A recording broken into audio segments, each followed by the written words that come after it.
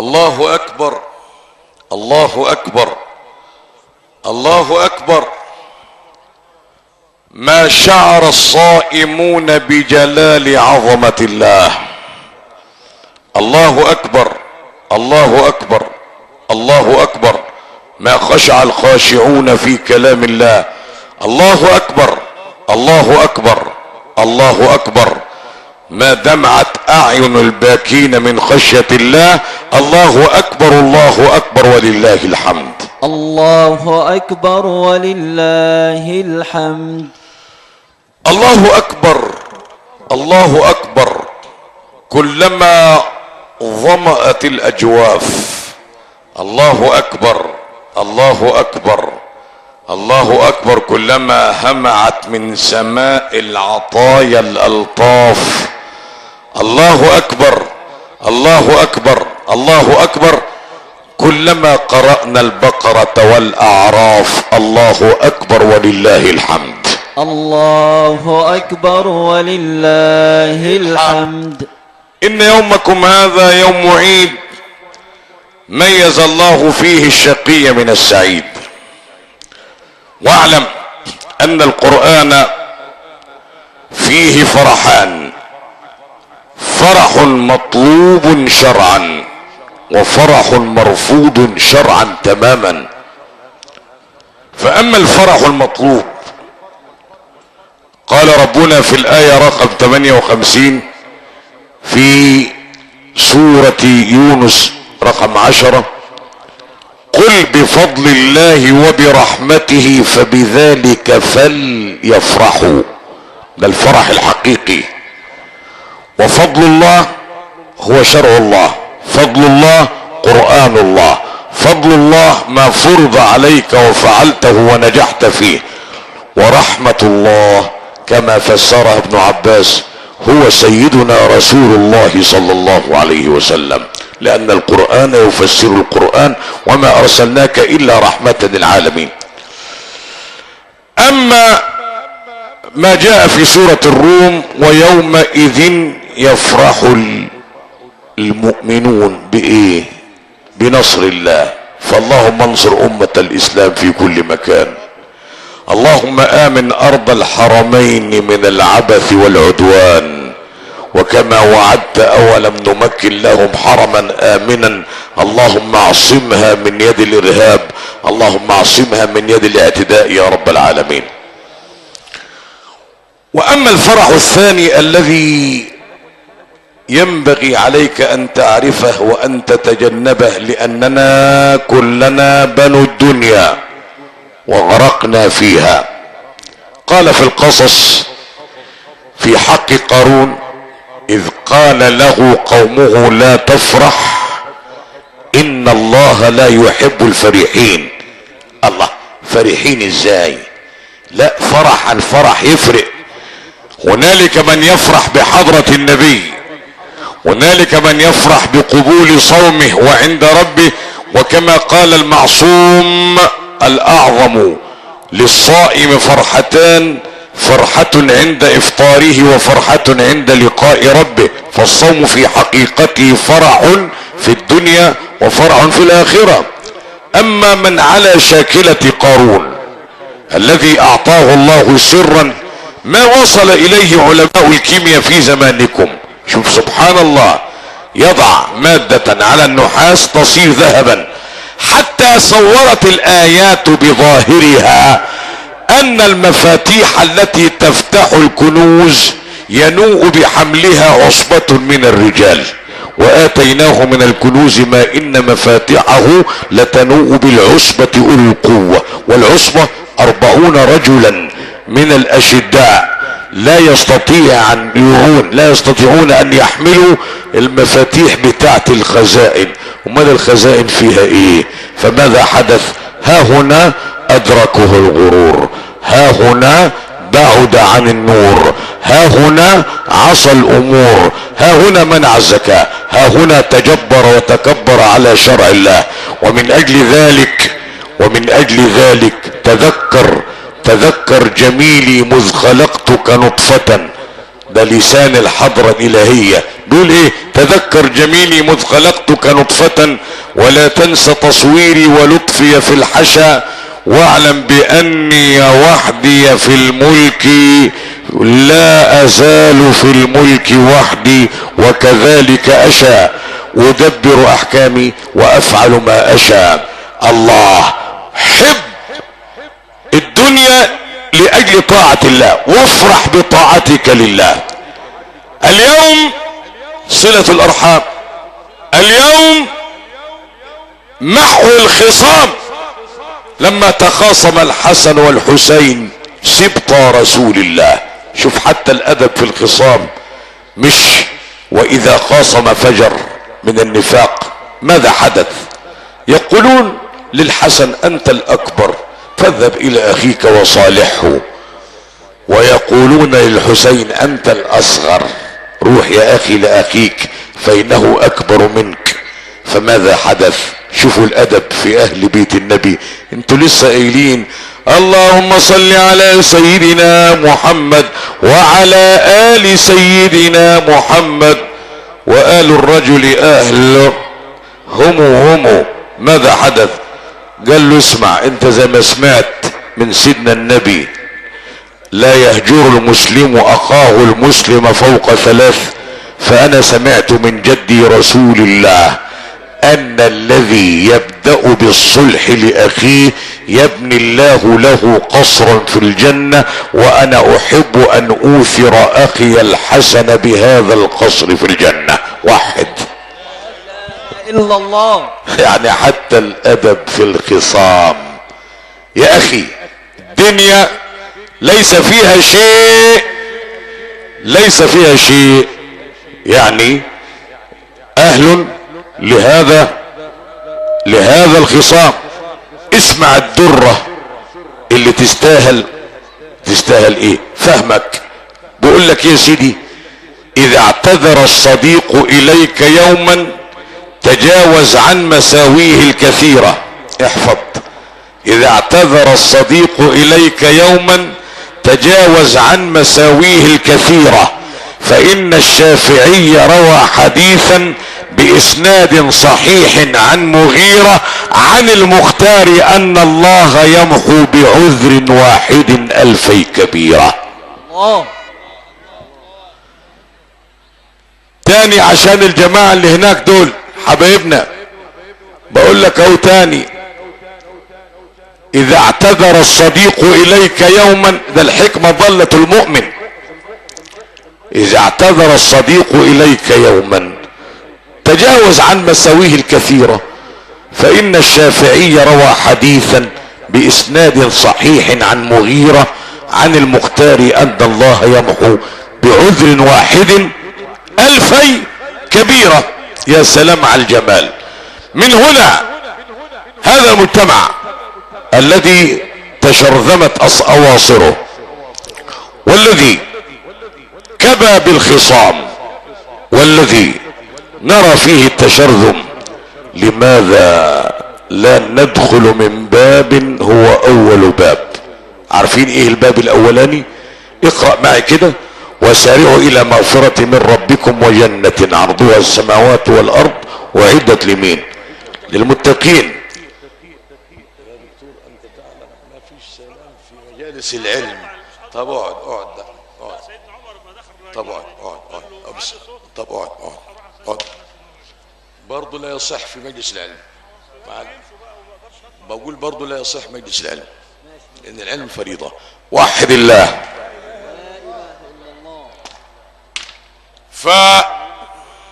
معلش احبائي،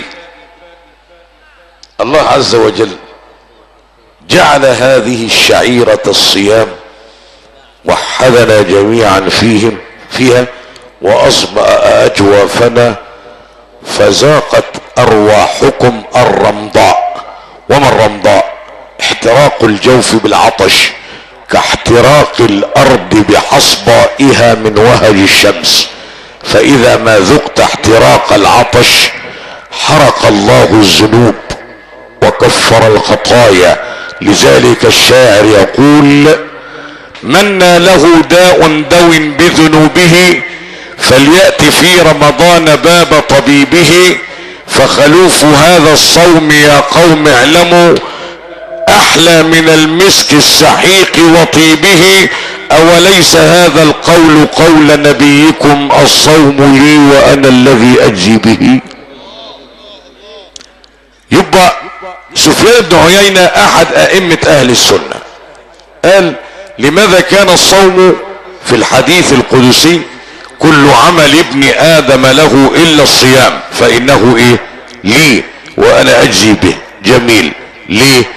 قال سفيان لاننا على كر السنين ومر الدهور لم نرى عابدا عبد صنما فصام له، ولم نرى بلقيس التي كانت تعبد الشمس وقومها هي وقومها لم نرها ذبحت للشمس او صامت للشمس، ولكن وجدتها وقومها يسجدون للشمس من دون الله.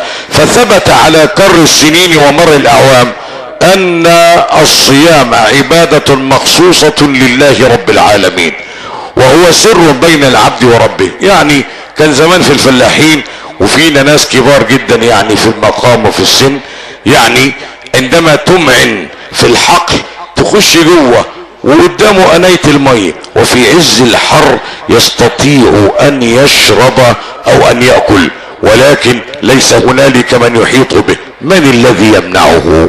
رؤية الله. من الذي يمنعه؟ رؤية الله. يبقى اذا عاوزين نصلح المجتمع اليوم باسقاط من الصوم. المجتمع اللي احنا فيه النهارده اللي يقول لك في فساد في كذا، في فساد في الحته الفلانيه، في فساد في الحته العلانيه، اصلاحه بايه؟ بالصوم. يعني نقول للموظف يصوم؟ لا. كما انك مر بك في رمضان انك تستحي ان تشرب ماء او تشعل سيجاره او تاكل طعاما لانك تعلم ان الله يراك، فادأب على مراقبة الله تبارك وتعالى في عملك. هارون لما خلف الامين المأمون، والمأمون احب ان يمتحن اولاده الثلاثة ايهم يكون احق بالايه؟ بالحكم. اعطى كل واحد منهم دجاجة وقال اذبحها في مكان لا يراك احد فيها. فماذا حدث؟ ذهب الاول فذبحها وجاء، والثاني فذبحها وجاء، والثالث جاء بها حية، مش حية تعبان، لا يعني صاحية. فقال له لما لم تفعل كما فعل اخواك من قبل؟ فقال انت طلبت مني ان اذبحها في مكان لا يراني فيه احد، واني خلوت في مكان من داخل مكان فشغرت بالنظر الخلق قاطبة الا من نظر الله رب العالمين فوحد الله. اين نحن؟ لماذا لا نستفيد من الصوم؟ الصوم مراقبة لله، الصوم شطر الاحسان. اوليس مقام الاحسان في صحيح مسلم عندما سأل جبريل رسول الله فما الاحسان؟ قال ان تعبد الله كأنك ايه؟ طيب انا مش شايفه، فان لم تكن تراه فانه ايه؟ يراك. ما احنا عاوزين كده، احنا عاوزين كل واحد في عمله يراقب الله عز وجل. وان لم تكن هنالك استفادة من الصوم فان الجمل اصبر على الجوع منك، وان الجمل اكثر استفادة من هذا منك. فاما اعلم ان الله ركبك يا ابن ادم كما ركب الكواكب والابراج. السماء فيها 12 برج، تبارك الذي جعل في السماء ايه؟ هم 12 برج. وعلى فكرة انت فيك 12 فتحة تشريحية. ادي ها هنا ادي الاذنان، وها هنا من الانف فتحتان، ومن العين فتحتان، بدليل لما تحط قطرة هنا بتنزل في بقه. وبعدين وهنالك فتحة، هذه الفتحة فتحة الفم اللي كلت الاخضر واليابس وصلتنا للي احنا فيه. يبقى الراس دي فيها 7 فتحات، والثديان فتحتان، يبقى كده 9، والقبل والدبر 11. لسه الفتحة رقم 12 اللي هي السرة التي بينك وبين امك في طور الاجنة. امر الله في رمضان بصوم فتحتين، فتحة الفرج وفتحة الفم. لماذا؟ لان الفم لما اطاعه ادم اخرجه من الجنة. ادم عصى ربنا باي فتحة من ال 12؟ بفهمي قدامك مليون شجرة، ايه ولا تقرب هذه الشجرة فتكون من الظالمين. قال له هل ادلك على شجرة الخلد وملك لا يبلى؟ فاكلا منها فبدت لهما سوآتهما وطفقا يقصفان عليهما من ورق الجنة، وعصى ادم ربه فغوى. ولذلك اخرج ادم بشهوة البطن ليس بشهوة الفرج. عارفين ليه؟ اكتر معاصي الخلق قاطبة من البطن، من فتحة الفم، وخراب الدول من فتحة الفم، من الرشا والمحسوبية واكل الحرام واستغلال النفوذ، وكل هاتيك المجال ينبغي ان نصححها. ليس كلامنا كلاما في السياسة، ولكنه تقويم للحاضر الاليم الذي كبى بنا الى هذا التردي والى جب الهلاك. ان لم تستفيدوا من الصوم في مقام المراقبة فما الانسان الا كالبعير اجيع فصبر. والجمل بيصوم في الشتاء 4 اسابيع، وممكن يصوم الجمل في الصيف 2 أسبوع. الله، يبقى احنا استفدنا ايه يا حبيبي؟ لابد للصوم ان يربي فيك ملكة المشاهدة وملكة المراقبة، ويجعلك، لابد ان يجعلك رقيق الاحساس، لابد ان يأخذ بيدك. والصوم دأب الاولين. الم تر الى مريم اني نذرت للرحمن صوما، الم تر الى زكريا كذلك، الم تر حتى قال بعض العلماء القدامى ان ادم لما نزل من الجنة وعليه الذنب وبعدين صام لله 13 و14 و15، في 13 و14 و15 تغير شكله ولونه، فسميت الايام البيض لان الذنب سواد ولان التوبة بياض. الم تر الى الله عندما يقول يوم تسود وجوه وتبيض وجوه، مش كده؟ يبقى في سواد بالذنوب وفي بياض بالحسنات. اللي انا عاوز اقوله، احنا مش عاوزين نتكلم كلام استهلاكا في الفاضي. اصلاح المجتمع بخلق رسول الله، بشعائر الله عز وجل.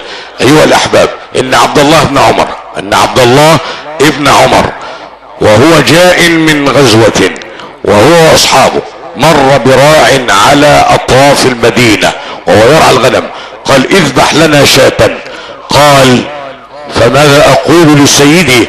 قال قل له اكلها الذئب وخد الثمن بتاعها. طبعا ده لو في الزمن ده هيذبح الغنم كلها.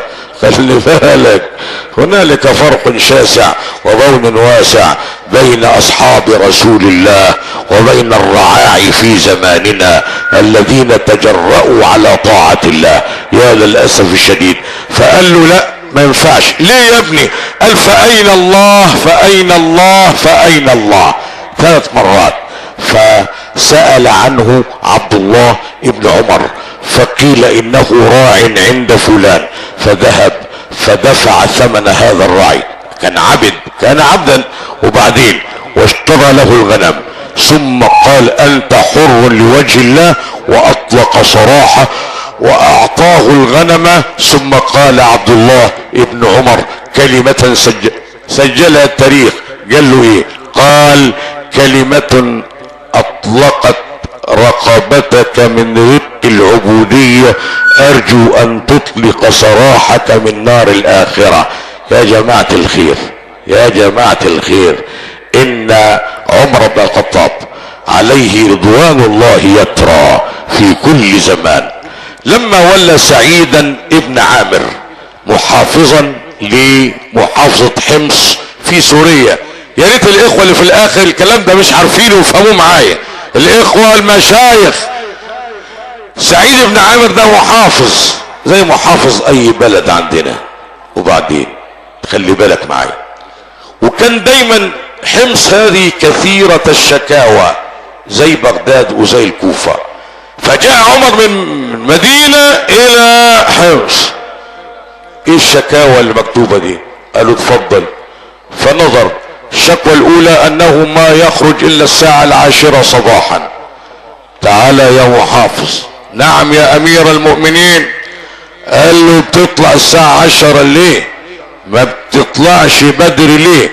قال ليس لي خادم، لا عندي خدم ولا عندي حشم، فاعجن واخبز لاولادي ثم اخرج الى قضاء حوائج المسلمين. طيب، يقولون انك تخدمهم في النهار ولا تخرج اليهم بالليل. فقال يا امير المؤمنين جعلت النهار في خدمة الخلق وجعلت الليل في طاعة الحق. عاوزين اسقاط على الواقع الحلو بتاعنا. قالوا له يا امير المؤمنين انه يأتي اليه اغماء ويغشى عليه كل مدة. قالوا ليه كده؟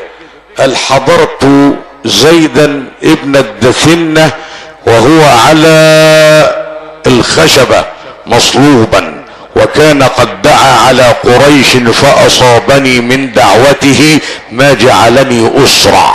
يا خبر ابيض. ساعة ما قال ايه بقى؟ اللهم لا تدع منهم احدا واهلكهم بددا ولا تبق منهم احدا. خلي بالك من الكلام. طيب، ايه المطلب الرابع؟ قالوا له بغيب يوم في الشهر يا امير المؤمنين. فقال ويا محافظ حمص بتغيب يوم ليه يا سي المحافظ؟ قال والله الذي فلق الحب وبرأ النسم ما عندي الا هذا الثوب. شوف انا عندي كم بدلة وانت عندك كم بدلة، وبعدين انا لو مكانه هيبقى عندي البدل اللي في الدنيا كلها، لكن بقول انا ما عنديش الا ثوبا واحدا فاغسله وانتظر حتى اذا جف لبسته وخرجت للناس. متى نصل الى هاتيك المجال؟ متى نصل الى هؤلاء الرجال؟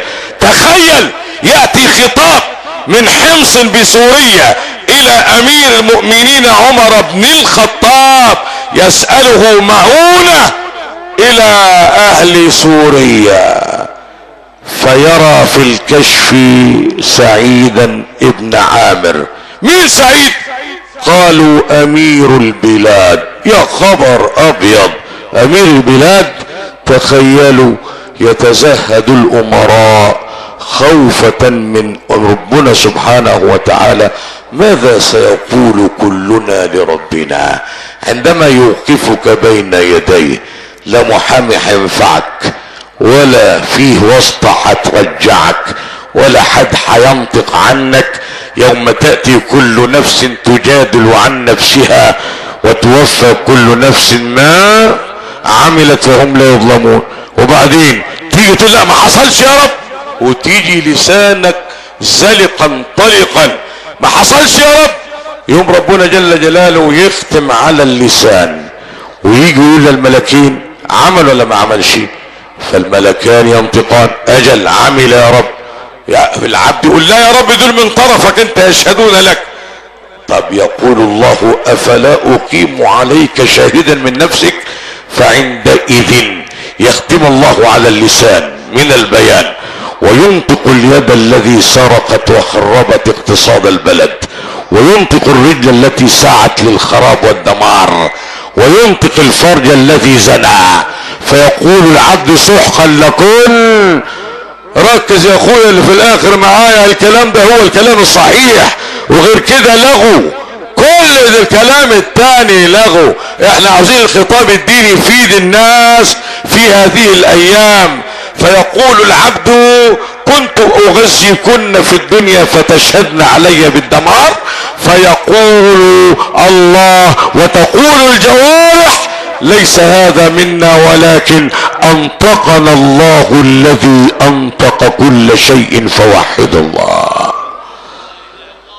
انطقنا الله الذي انطق ايه؟ كل شيء.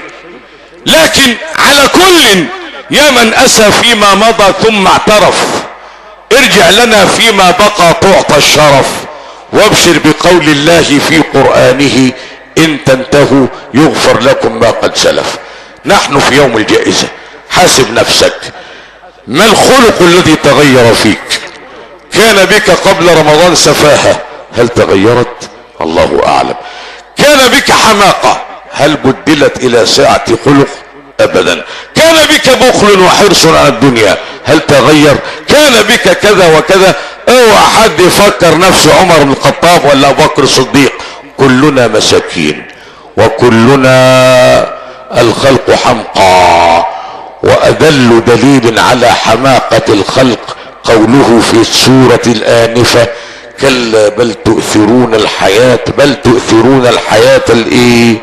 الدنيا. وفي سورة القيامة كلا بل تحبون العاجلة وتذرون الايه؟ الآخرة. فيا أيها الأحباب، يا أيها الأحباب، عبدي خلقتك لي لعبادتي وخلقت الدنيا لك، فلا يشغلنك ما خلقته لك عما خلقتك له، واعلم ان رزقك معروف ومحدود قبل ان تكون نطفة ثم علقة ثم مضغة في القرار المكين وهو رحم امك، ومكتوب في كتالوج الملك بيرفعه الى ربنا، والملك يسأل الله ما صنعته وما رزقه وما عمله وما اجله، ويؤمر الملك بكتب هذه الاشياء. وهذا في الحديث الذي رواه الامام النووي في الاربعين النووية بتاعت الازهر بتاع زمان اللي كنا بندرسها زمان. وبعدين احذر الحتة اللي جاية، فهو الذي نفس محمد بيده ان العبد لا يعمل بعمل اهل الجنة، استر يا رب حتى ما يكون بينه وبينها الا ذراع فيسبق عليه الكتاب فيعمل بعمل اهل النار فيدخل النار، استر يا رب. وبعدين وان العبد ليعمل بعمل اهل النار فيسبق عليه الكتاب فيعمل بعمل اهل الجنة فيدخل الايه؟ الجنة. منين الكلام ده يا سيدي؟ من القرآن. باب السحرة بتوع فرعون كانوا ضلالية وولاد 60 في 70 وجاءوا عشان يعجزوا 2 انبياء. فماذا حدث؟ لما رأوا ان العصا بلعت الافاعي والثعابين في لحظة واحدة فألقي السحرة سجدا قالوا آمنا برب هارون وموسى، لا قدموا كثير صلاة ولا صيام، هي سجدة واحدة محت ذنوب 70 سنة. وواحد تاني في سورة الأعراف عبد الله 250 سنة اسمه بلعام بن باعوراء، وكان اذا دعا الله ان تمطر السماء تمطر، تمسك، دعا لمريض ابرأه الله، دعا لشيء فعله الله. فهذا الرجل لما جاء موسى ليغزو ارضهم قالوا ادعوا الله على موسى، فقال انه كليم ونبي ولا يجوز ان ادعو على نبي الله، عيب يا شعب، خد بالك. وبعدين جاءوا اليه من ناحية زوجته، ولما الامور بتعصلج احيانا الزوجة بتأثر على الواحد منا يضطر ان هو ايه؟ يلين لها الحديد. طلع عشان يدعو وركب الاتان. ايه الاتان؟ انثى الحمار، وهي مراكب النبيين، لغاية ما صعد فوق الجبل علشان خاطر يدعو الله فكبى، وبعدين رجع يركب تاني. انطق الله الحمار وقالت اتق الله في الاسم الاعظم يا بلعام، ولكنه ابى الا ان يصعد الجبل. فكلما اراد ان يدعو على موسى وقومه ليقول اللهم اهلك موسى وعسكره، يقول اللهم اهلك عساكرنا يا رب العالمين. اللهم دمر موسى ومن معه، يدعى عليه وعلي معاه.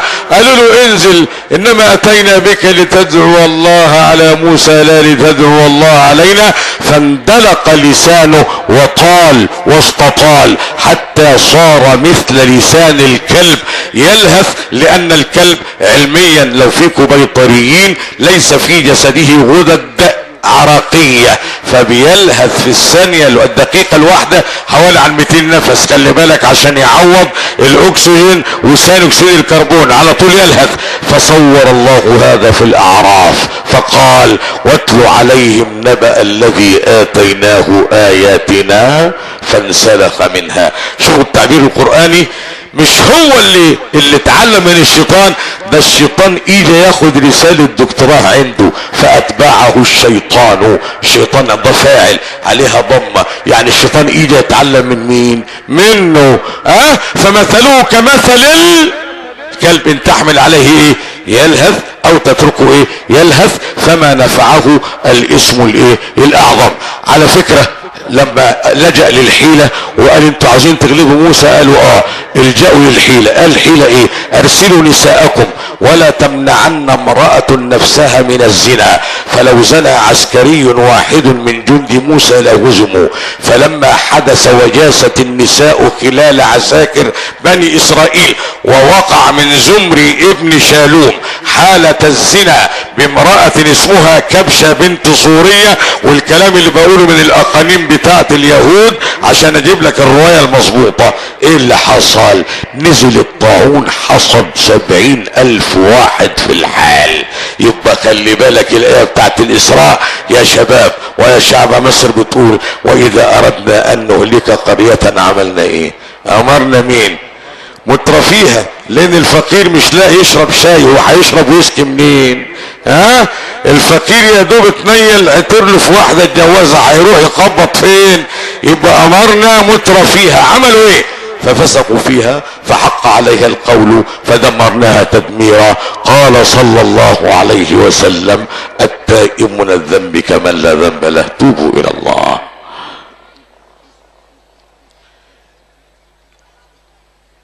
لا خليك بقى مفروض في جلسة سنة للإمام. أنت قاعد إيه؟ قاعد تعمل إيه؟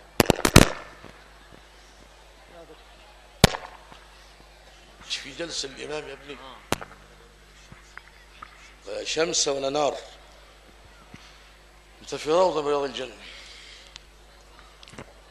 الله أكبر الله أكبر الله أكبر. كلما سكبت العبرات الله أكبر الله أكبر الله أكبر.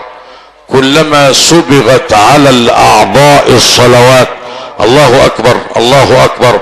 كلما اخترقت أديم السماء الدعوات الله أكبر الله أكبر ولله الحمد. أيها الأحباب، إن من الآداب في هذا اليوم لابد لنا أن نتزاور وأن نتحابب.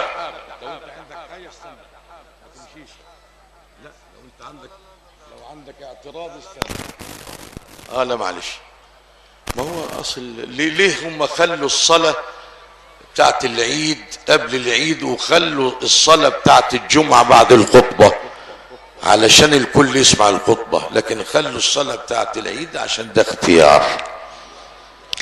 المهم علينا ان نتزاور في الله وان يعفو بعضنا عن بعض. واعلم ان العافي عن الناس في هذا الزمان اكبر درجة عند الله. يقول سيدنا الشيخ محمود ابو هاشم رضي الله عنه وارضاه كن قابل العذر واغفر زلة الناس ولا تطع يا لبيبا امر وسواس فالله يبغض جبارا ينازعه والله يكره عبدا قلبه قاسي. اما تذكرت يوما انت داخله قبرا مخيفا شديد البطش والباس ويوم وضعك في القبر المخيف وقد ردوا التراب بايديهم وبالفاس ويوم يبعثنا والشمس محرقة والشمس تدنو من الجسم او الراس يفر كل امرئ من غيره فرقا يفر كل امرئ من غيره فرقا لا ينفع الناس اي من الناس ويبعث الله املاكا منادية هبوا تعالوا لرب مطعم كاسي هبوا تعالوا الى روح ومغفرة هيا تعالوا الى بشر وإناس. اي اين الذين على الرحمن اجرهم فلا يقوم سوى العافي عن الناس. اللهم كما علمتنا الادب في الصيام اسبغ علينا الادب طوال العام وادبنا بادب المصطفى عليه السلام. اللهم انا نتوجه اليك باحب الخلق اليك.